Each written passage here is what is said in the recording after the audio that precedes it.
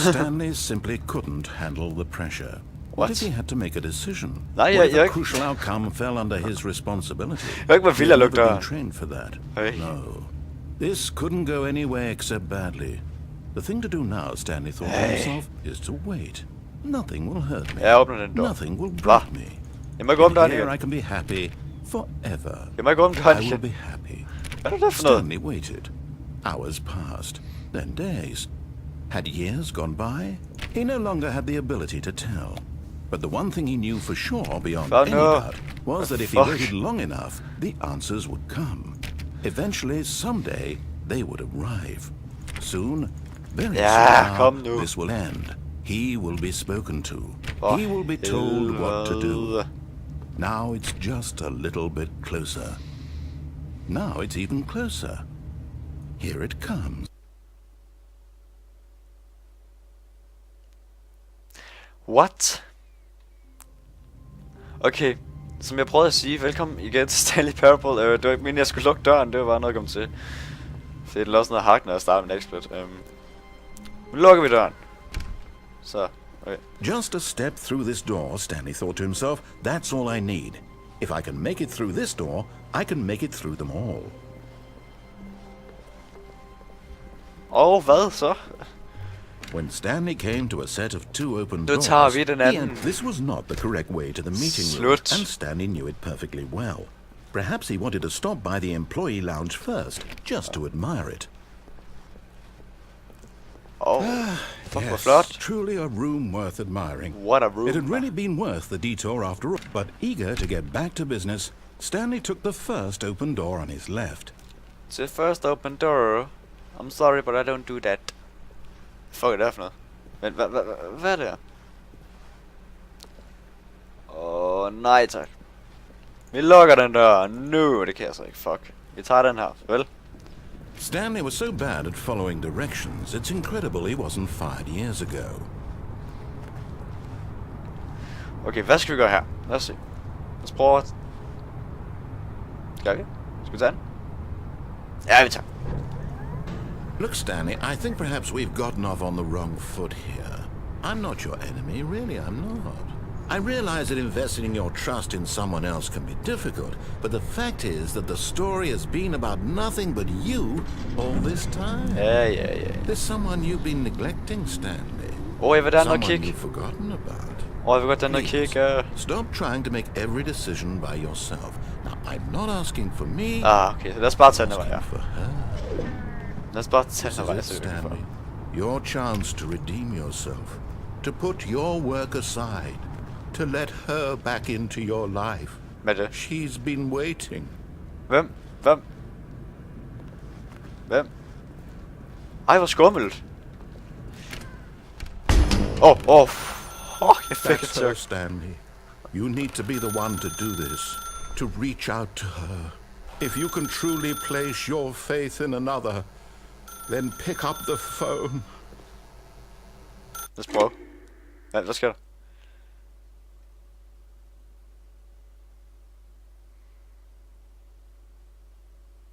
Stanley, is that you?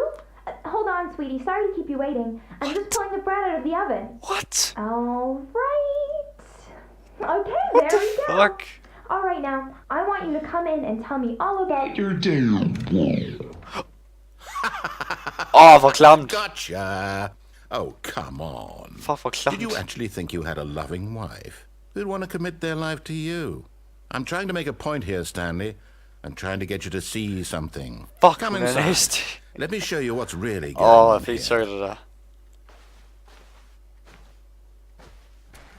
Hello there, girl. This is a very sad story about the death of a man named Stanley. Good morning, medarbejdernummer. Så tryk på I på dit keyboard. Stanley is quite a boring fellow. He has a job that demands nothing of him. And every button that he pushes is a reminder of the inconsequential nature of his existence. Tryk på... Nej! Tryk på... Look at him there, pushing buttons, doing exactly what he's told to do. Jeg kan på det eneste, Now he's pushing a button. Now he's eating lunch. Now he's going home. Now he's coming back to work. One might even feel sorry for him, except that he's chosen this life. But in his mind, he can go on fantastic adventures. From behind his desk, Stanley dreamed of wild expeditions into the unknown. Fantastic discoveries of new lands. It was wonderful. And each day that he returned to work was a reminder that none of it would ever happen to him. Tryk Z for at se TV. And so he began to fantasize about his own job. What fuck? First, he imagined that one day while at work, he stepped up from his desk to realize that all of his co-workers, his boss, everyone in the building had suddenly vanished off the face of the earth. The thought excited him terribly. Tryk 7 for at bruge tid med drengene. So he went further. He imagined that he came to 2 open doors and that he could go through either. At last, choice. It barely even mattered what lay behind each door. The mere thought that his decisions would mean something was almost too wonderful to behold. The fuck? Tryk O for at gøre middagen klar. Man gør jo ikke en skid jo. Eller det 0 eller O eller hvad. As he wandered through this fantasy world, he began to fill it with many possible paths and destinations. Down one pathway, an enormous round room with monitors and mind controls. Down another was a yellow line that weaved in many directions, and down another was a game with a baby. And he called it the Stanley Parable. It was such a wonderful fantasy, and so in his head he relived it again. And then again, and again, over and over, wishing beyond hope that it would never end, that he might always feel this free. Surely there's an answer down some new path, mustn't there be? Perhaps if he played just one more time. But there is no answer. How could there possibly be? In reality, all he's doing is pushing the same buttons he always has. Nothing has changed. The longer he spends here, the more invested he gets, the more he forgets which life is the real one. What the fuck? Så I får gå I seng. And I'm trying to tell him this, that in this world he can never be anything but an observer, that as long as he remains here, he's slowly killing himself. But he won't listen to me. He won't stop. Here, watch this. Stanley, the next time the screen asks you to push a button, do not do it. Så lad være. Hvad fuck kan jeg så gøre?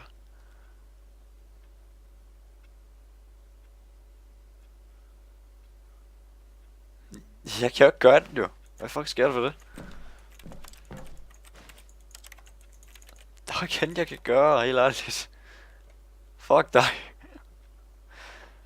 YOLO. You see? Can he just not hear me? How can I tell him in a way that he'll understand that every second he remains here, he's electing to kill himself? How can I get him to see what I see? How can I make him look at himself? For at stille spørgsmål ved ingenting. I suppose I can't. Not in the way I want him to. But I don't make the rules. I simply play to my intended purpose, the same as Stanley. We're not so different, I suppose. I'll try once more to convey all this to him. I'm compelled to. I must. Perhaps, well, maybe this time he'll see. Maybe this time. And I tried again. And Stanley pushed a button. And I tried again. And Stanley pushed a button. And I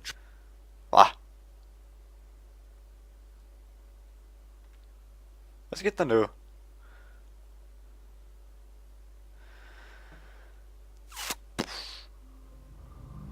Men hvorfor lægger du papir over det hele?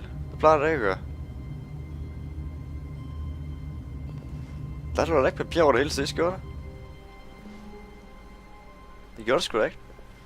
Er det en forestillelse, eller? Stanley decided to go to the meeting room to check on his co-workers. He never functioned well by himself and constantly needed support and guidance from others, so the thought of total solitude was terrifying to him. Hvorfor ligger der papir over det hele? Det gjorde du sgu da ikke før, mand. Hvad fuck? When Stanley came to a set of 2 open doors, he entered the door on his left. Nej, jeg gjorde This was not the correct way to the meeting room, and Stanley knew it perfectly well. Perhaps he wanted to stop by the employee lounge first, just to admire it. Okay, nu prøver vi noget. Nu prøver vi at gå en helt anden vej. Yes, this room. Slut. But eager to get back to business, Stanley took the first open door on his left. Nej, vi gjorde noget helt andet. Skal vi ind her? Stanley was so bad at following directions, it's incredible he wasn't fired years ago. Sådan her. Look, Stanley, I think perhaps we've gotten off on the wrong foot here. Så hopper jeg derned og kigger, hvad der er der. Og så ser I vi, realize that investing your trust in someone else can be difficult. Up. What? Really? I was in the middle of something. Do you have zero consideration for others? Yes. Are you that convinced that I want something bad to happen to you? Desværre. I don't know how to convince you of this, but I really do want to help you, to show you something beautiful. Wow. Look, let me prove it. Let me prove that I'm on your side. Give me a chance. Now listen carefully, this is important. Stanley walked through the red door. Hvis jeg går igennem den, så sker der det normale. Så hvis jeg går igennem blå dør, så fuck dig. Perhaps you misunderstood. Stanley walked through the red door. Jeg vil igennem den blå. Yes. I still don't think we're communicating properly. Stanley walked through the red door. No. All right, fine. Go ahead, Stanley. You want to know so badly what's out there? You want to find out what lies at the end of this road? You've chosen well. Don't let me stop you. Vent. Nej, det er ikke blinket af det. You see? There's nothing here. I haven't even finished building this section of the map because you were never supposed to be here in the first place. What? Broken rooms, exposed developer textures. What? Is this what you had wanted? Was it worth ruining the entire story I had written out specifically for you? The fuck? Do you not think I put a lot of time into that? Because I did. And in the end, it was all for nothing. Because this is what you wanted to see. Help me here, Stanley. Help elucidate these strange and unknowable desires of yours. What would have made this game better? What did you want to see? Vehicles? Skill trees? Vehicles. Work with me. You've given me absolutely nothing so far. Tell you what. Let me take a stab in the dark at a new design, and you can give me some feedback.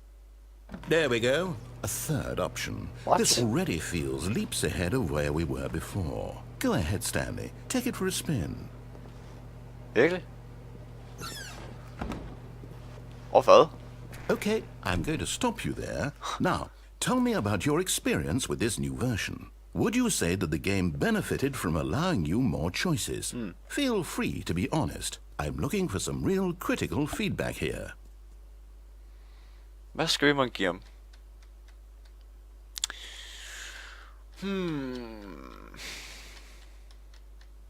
Jeg tror vi siger en 3'er.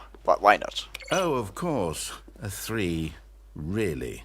Maybe next time we can get you to form an actual opinion, you know? Any level of critical thinking or engagement with your surroundings? Does that sound good? Think we can do that? Yes? Wonderful. Here, based on the data from your previous playthrough, I've compiled a new version. And to be perfectly candid, I think I've knocked it out of the park with this one. Let's take a look. Stanley Parable, Worldwide Leaderboard. Som er tomt. What? 2 sekunder?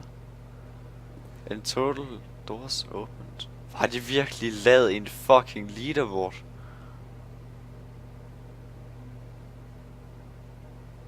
Hold nu kæft. Okay, det er fake, ved vi eller hvad. Vi går ind her.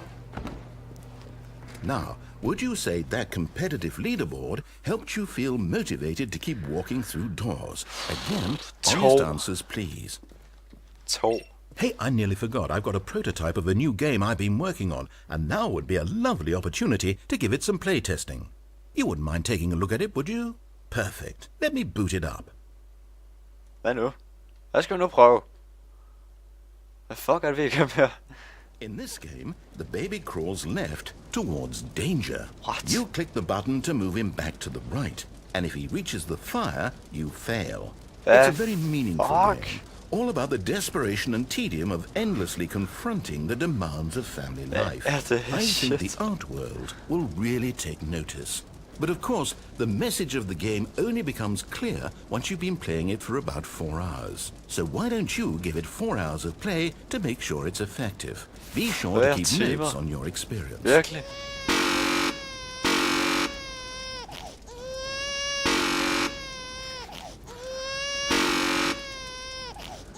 Nu skal jeg bare blive ved med det her.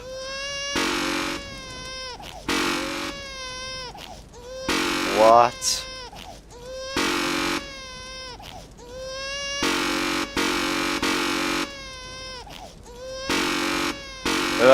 End up dø, baby. You heartless bastard. Did you do it because you hate babies or purely to spite me?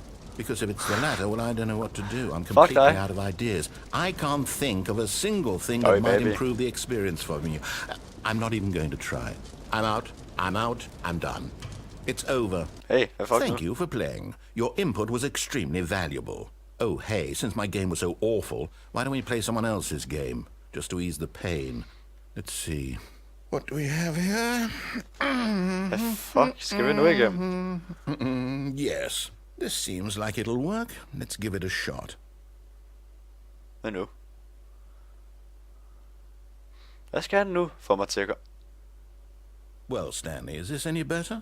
Minecraft! At last, the one thing you've always desired. A game I had absolutely nothing to do with. Minecraft! Fuck, hvor Tell godt. me that, Stanley. Will it ever be enough? Well, I'll say this. Minecraft! What the hell? From now on, I will only create to fulfill a greater artistic purpose. Watch this, Stanley. I'm going to build a house. Hvor fuck er du henne? Hvad? This will go here. No, here. And then... Jeg spærrer. Du kan ikke gøre det. Let's see, what does it need? Yes, of course. And just to finish it all off, yes, it's complete. What? I made this, Stanley. Look at it. Gaze upon my work of art and feel ashamed at your own inadequacy. But you've only seen it from the outside. You've only gotten half the experience. Please, step inside and make yourself comfortable. Hvor kom Minecraft fra? What? Lad os gå ind og kigge da. Altså. Isn't it grand? Isn't it perfect? It could only be better if... Wait, that's it. We must rebuild it out of diamond. Diamond everything. Diamond! Yes. Come along, Stanley. We have to go mining. Oh, yeah. Mine-tid. Hvor er mine? Fuck, det er genialt det her, virkelig. What the hell? Oh my, it looks like it's going to get a bit dark. Have you brought a light? Nej, jeg har ikke nogen torch. Skal vi have noget? Eller hvad? Oh, no. This is far more open-ended than I had in mind. I'm looking for something more narrow and linear. Something that makes you feel utterly irrelevant. This won't do at all. 1 out of 5. Even the diamonds didn't save this one. Okay, new game. Oh. You're a monster. Det er okay, hvad? Jeg sad lige og spille Minecraft. Fuck, det er grineren der. Helt ærligt, Minecraft er sjovt.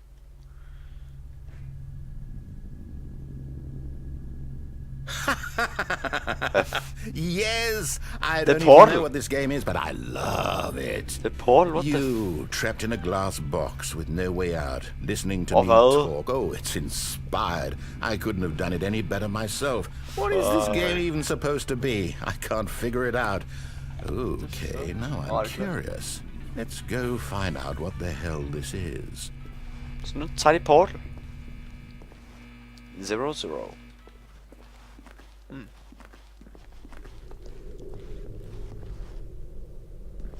Oh, skal vi bare stoppe den her, it's a puzzle.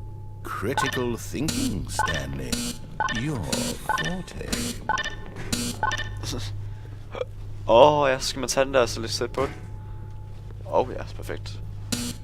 Genius. Zup. Så skal vi igennem den her. No, actually, you know what? I think that's plenty. I really don't care much to see you stumble through any more of these games. and I highly doubt you're any wiser for the experience. Nej, which is why, rather than continue to waste my time, I'm just going to leave you here. You can pretend you've beaten the game if it makes it any richer for you, but as for me, I've had enough. So, why don't you get cozy in this room, and if you have any grand revolutionary ideas for the perfect video game, you can just sit there and let it ball up inside you for all eternity. I don't need your advice. I don't need your ratings. And I certainly don't need the validation of a man whose job is to push buttons. I think I'll just go about my business, making meaningful cultural contributions to the world. And perhaps every now and then, I'll think back to a man named Stanley who was objectively wrong in every decision he ever made. The thought won't last long. Goodbye, Stanley. Good luck with your work. And I sincerely hope that everyone lives happily ever after. Hvad fuck skal jeg så nu? Kan det være her? Jeg tror jeg skal ned i hullet. Det er nok det eneste jeg kan se. Let's jump down.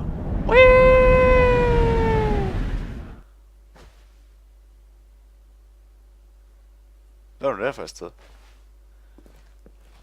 Er det? Cabinets. Hvad er det her for et sted? I don't know where to go. Men hvorfor er det ned? Wait, fuck!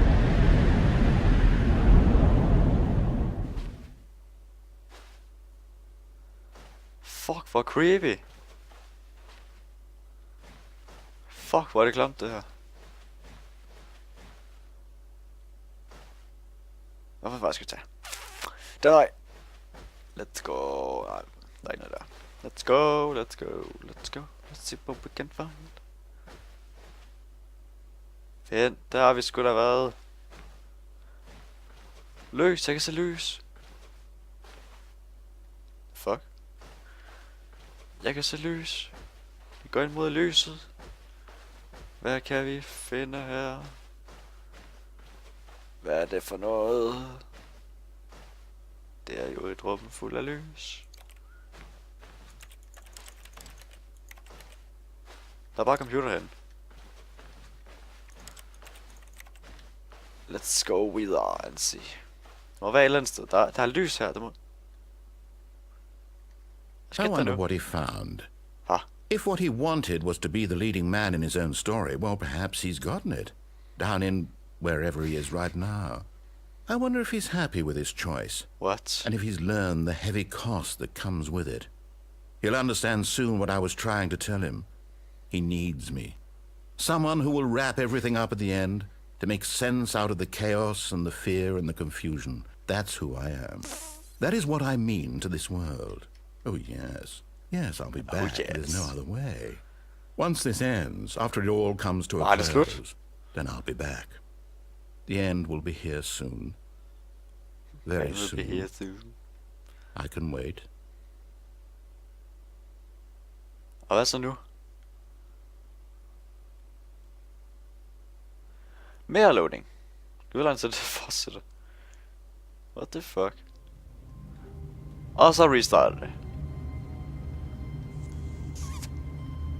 Okay, det var interessant. Jeg kom igennem en hel del ting her, og så fik vi prøvet Stanley Parable igen. Så jeg siger tak fordi I så med, og håber I nød det her lange eventyr, som mindfucket en lille smule. Goodbye, og vi ser Let's Play, husk at like, kommentere og alt det der. Bye bye.